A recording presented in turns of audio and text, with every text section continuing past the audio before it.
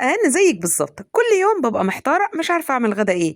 بُصّي يا ستّي، أنا جِبت النهارده صدور فراخ وقطّعتها لشرايح زي ما أنتِ شايفة كده، هنبدأ نحُط عليها تشكيلة من البهارات، رشّة من القرفة ورشّة من البصل البودر ورشّة من التوم البودر ومعلقة من الكاري وكمان شوية من الزعتر البرّي وشوية من البابريكا المدخّنة وحطيت كمان ملح وفلفل أسمر ده أساسي ورشّة من الزنجبيل ورشّة من الحبهان البودر. هنضيف كمان نُص ليمونة ومعلقتين كبار من الخل، وكمان هنضيف معلقتين كبار من الزبادي. قلّبي بقى المكونات كلّها مع بعض واركنيها كده ساعتين على الأقل، ويا سلام لو قبليها بيوم. وكده أنتِ عملتِ شاورما الفراخ بألذ وأحلى تتبيلة.